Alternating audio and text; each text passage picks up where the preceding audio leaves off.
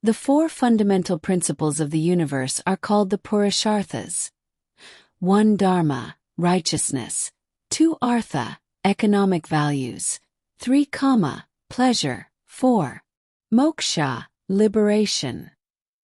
They provide a framework to examine your life and help you make wise choices, which gives your spiritual practice purpose. The three objectives of Dharma, Artha, and Kama were proposed in the early Vedic literature. The addition of moksha's fourth objective came later in the Upanishadic age. These four aims are considered the pillars of a balanced and fulfilling existence, guiding individuals toward a purposeful life journey. Let us understand each aims. 1. Dharma. Dharma refers to the truth, the correct manner of life and the behaviors of people essential for maintaining balance.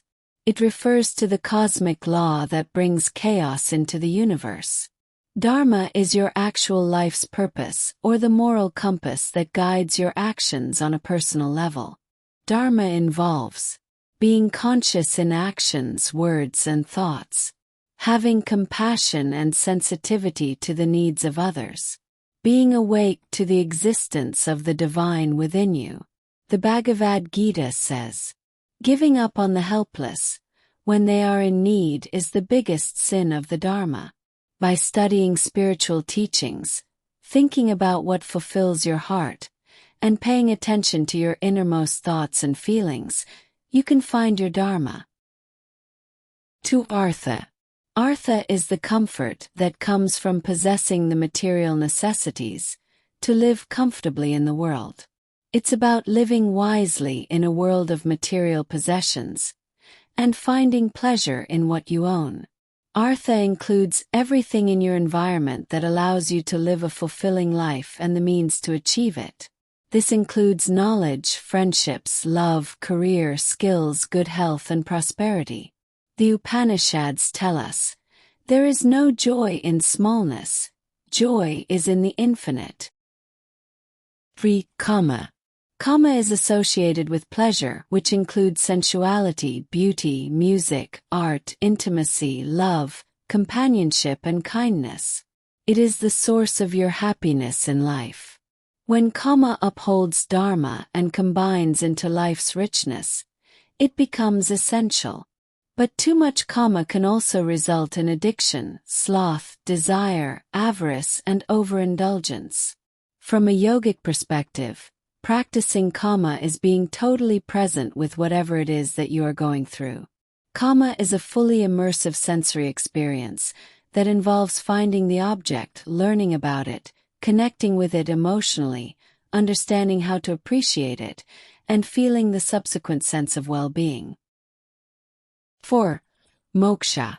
The ultimate nirvana, called moksha, appears when you totally live your Dharma with the supporting of Artha and Kama.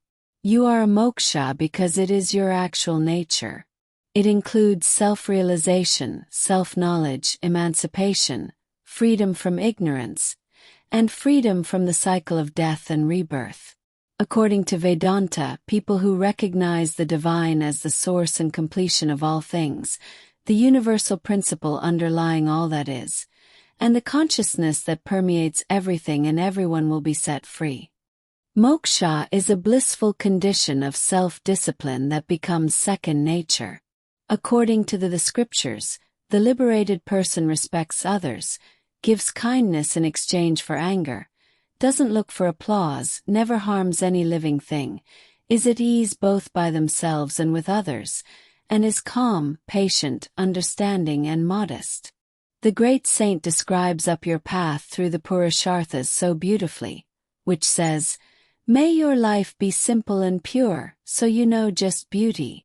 May you have a calm, clear mind so that you can only talk about the truth. May you radiate light to everyone you encounter by having a heart full of love and compassion. May divine grace be your blessing in everything you undertake." Hope you enjoyed the video. Have a blissful day.